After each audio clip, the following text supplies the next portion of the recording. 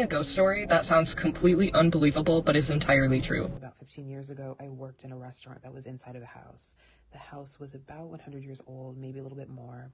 It had been built originally for the first mayor of that town, small city.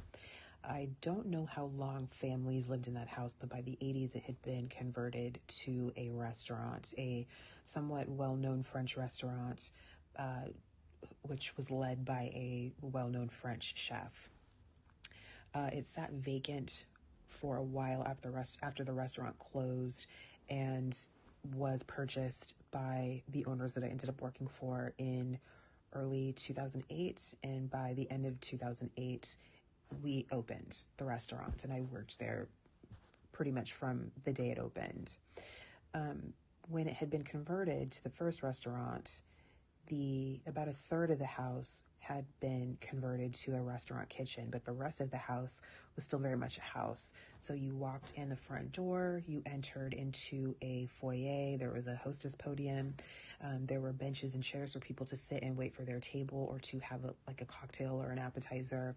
You would walk through a giant entryway and then into a very large dining room. I think it had originally been a formal living room.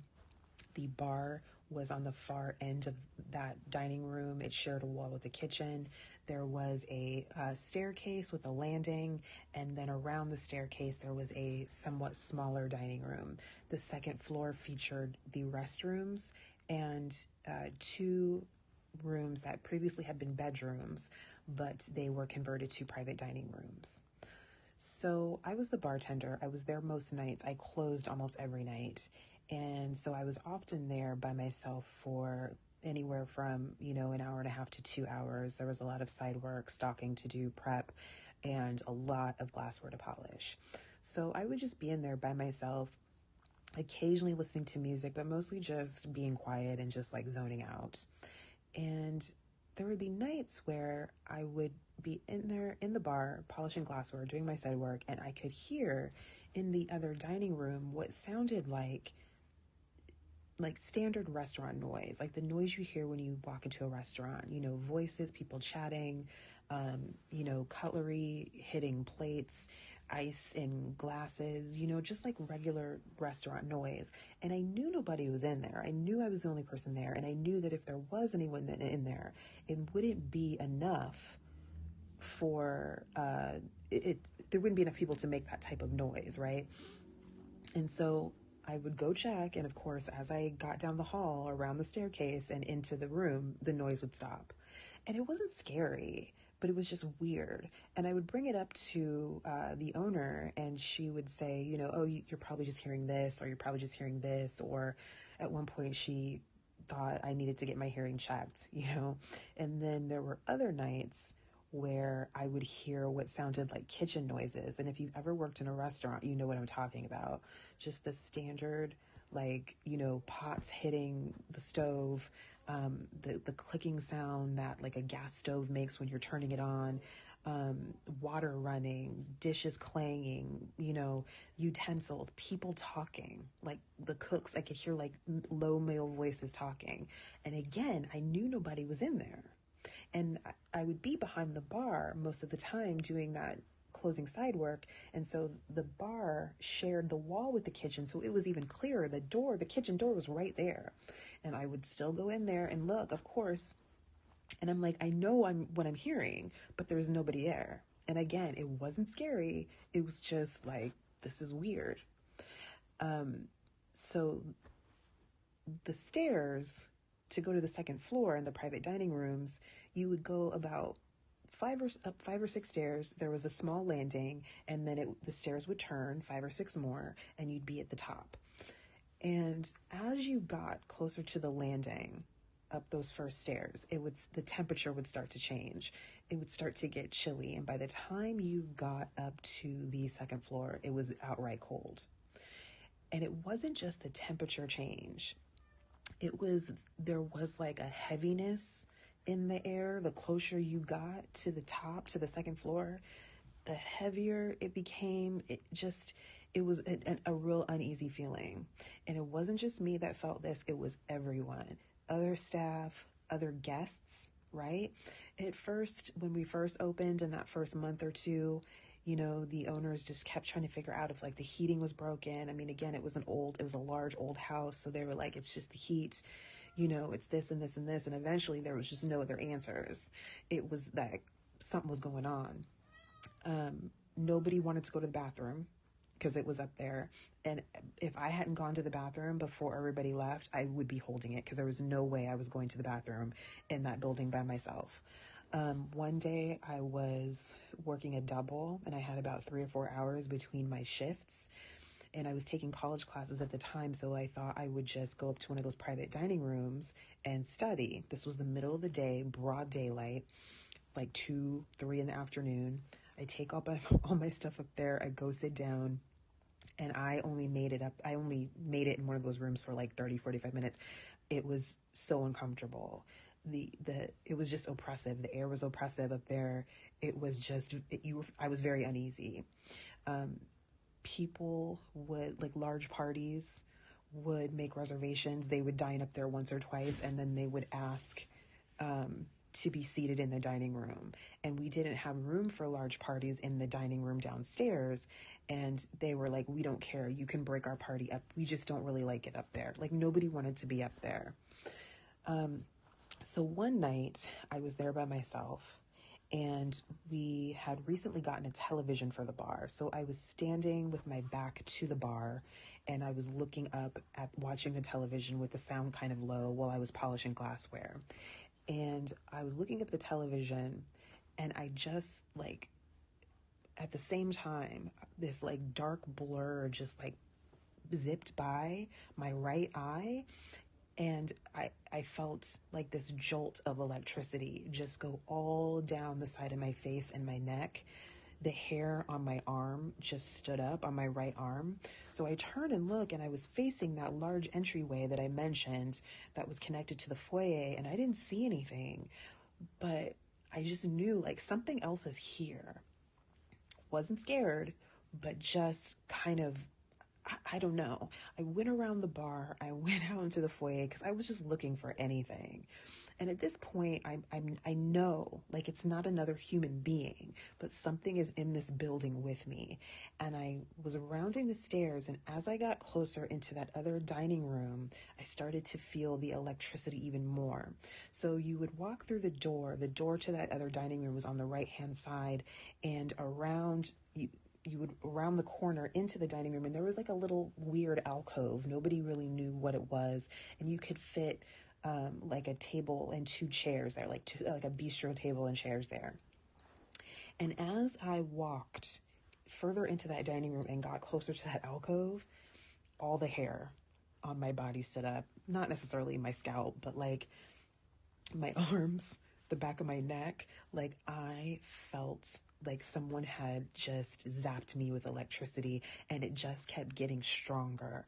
And I started to get uneasy. That's when I started to get uneasy. And again, I wasn't fearful, but all I could say with certainty was that I knew that something was in that house with me, or some things, group of people, I don't know. And they were in that alcove. They were sitting at that bistro table.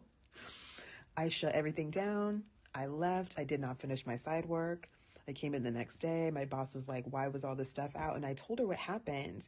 And she was just like, yeah, there's been some stories about this house. And I'm like, oh, so now you tell us, like, all this stuff about me hearing things and saying, and you're trying to make it seem like I'm crazy. Anyway, long story short, that experience changed my entire perspective on what I think, quote unquote, ghosts are. I don't necessarily believe in ghosts as ghosts. After that day, I no longer believed in like transparent figures floating around a house. You know what I mean?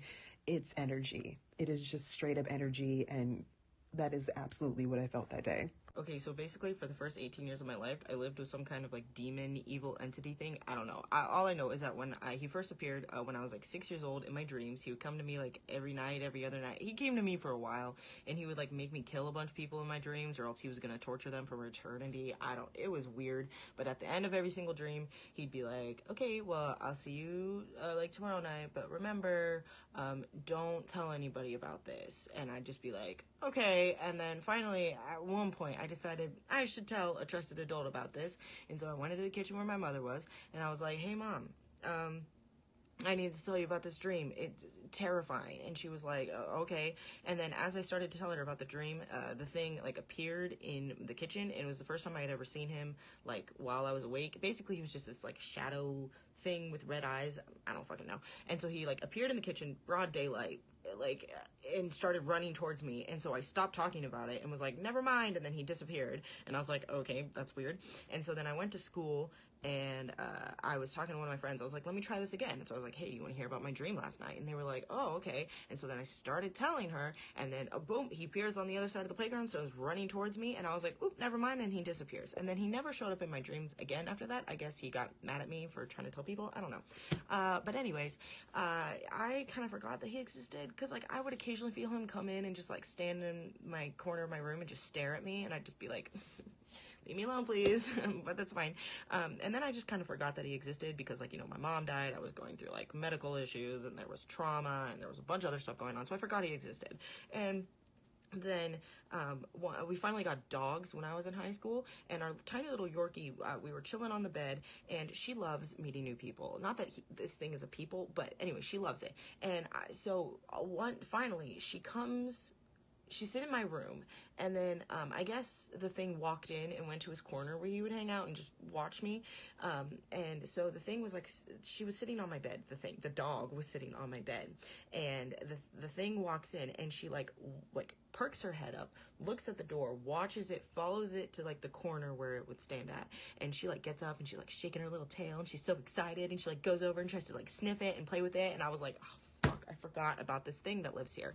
And then we got a big dog, and that big dog had a very different reaction to this thing coming into my room, because big old dog Abby was sitting on the bed, and I guess the thing walked in, and, you know, little Gigi's like, oh my god, that thing is here, let me go play with it. And I was like, you're fucking weird.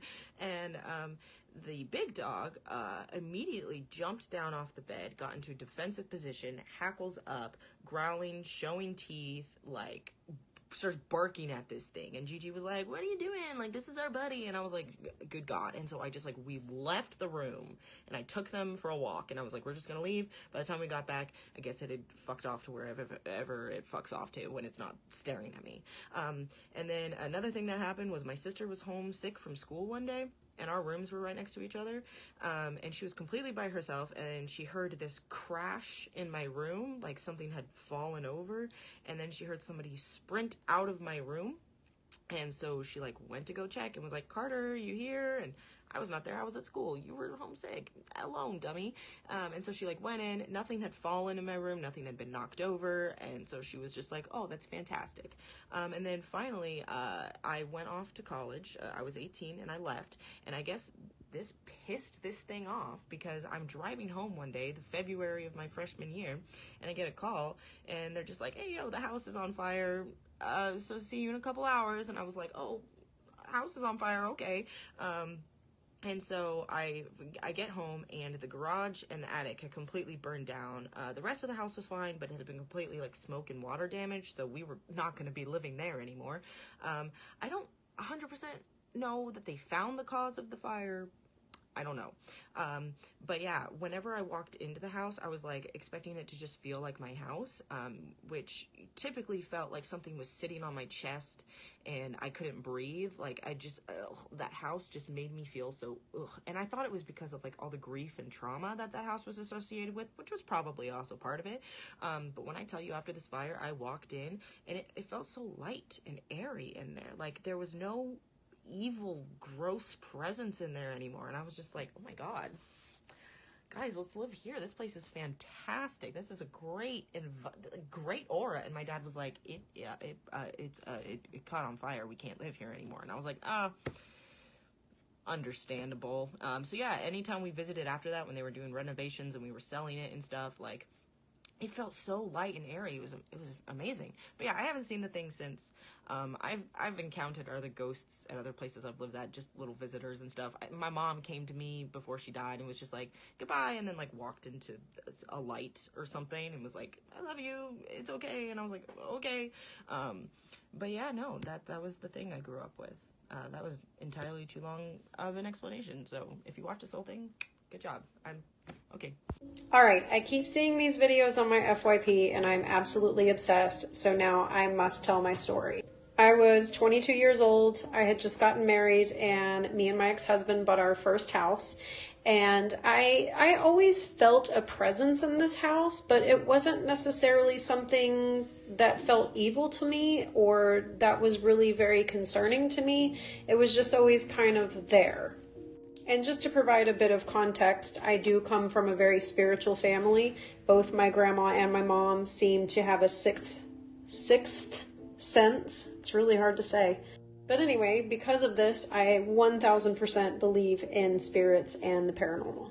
So fast forward to about a year, we've been living in this house, and my mom comes to visit us for the first time. She stays in one of the upstairs bedrooms, and the next morning I walk out and she's in the kitchen just quietly sipping a cup of coffee, and the very first thing she says to me is, "You know you have a spirit in this house, right?"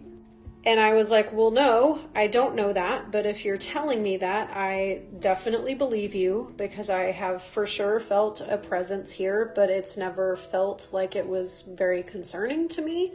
And she honestly didn't seem super concerned about it either. We just kind of quickly prayed about it and then didn't really talk about it again for the rest of the time she was there. And she stayed in that room another 3 days, and we just kind of moved on from it. Fast forward now a couple of weeks later, and me and my ex-husband are laying in bed. It's the middle of the night, and I am laying flat on my back, and I wake up, and there is a man standing over me in a hoodie like this, just staring down at me. And I don't see his face at all. I just see this black hood and a black sweater hoodie. And immediately, I think someone has broken into the house and we are about to be unalived. So I immediately start flailing my arms and legs, screaming at the top of my lungs. Obviously, my ex-husband wakes up. He gets up, turns on all the lights in the house, goes through every room, every closet, every nook and cranny that anyone could possibly be hiding. He goes outside, front yard, backyard. No one is there. And also, all the doors were locked. None of the windows were open or broken, and the alarm was never tripped. So he comes back into the bedroom, we talk about what I saw, and we basically just liken it to it had to just be a very, very realistic nightmare. So fast forward to the very next morning. It is around dawn. The sun is just coming out and there's just a little bit of light coming through the window. I randomly wake up and I see this man, this entity, standing at the edge of the dresser, facing the window and looking out the window. And all I can see is the side profile, but it's definitely the same entity. And I think to myself, oh, I'm having this same dream again, but I need to make sure that I'm actually dreaming because I feel like I'm awake. 1000% feel like I'm awake. So I take my hand and I place it on top of my ex-husband's chest, and I definitely can feel his chest and I feel him breathing, and I know immediately this is real. I am not asleep. I am awake, and this thing is here in the room with me. So when I have this realization, I gasp. Just a very quick breath in, and when I do that, the entity turns and looks at me, and when he does, his entire face, or where his face should have been, is just bright white, glowing bright white, and then he disappears. And the craziest part about this to me is that I was not afraid at all. In fact, I went right back to sleep. I did not wake my ex-husband up. I did not scream. I didn't gasp. I did nothing. I literally laid right back down, and it took maybe 30 seconds for me to get back to sleep. When we woke up that morning, I told my ex-husband what happened, and he believed me. That instance, coupled with the one before, and also coupled with what my mom had told us about the house previously, and just knowing the history of my family, it was not ever a question for him. He immediately believed me. And then it was just kind of basically like, well, what do you want to do? Or do you feel like you should take action? How are you feeling in this moment? And I was basically kind of like, well, I don't feel scared and I don't feel afraid. I kind of think maybe we just see what happens next. And something definitely did happen next. So it was maybe 2 days later, 2 or 3 days later. I wake up again around dawn, just a little bit of sun coming through the window, and the entity is now sitting on a basket of laundry that was at the edge of the bed.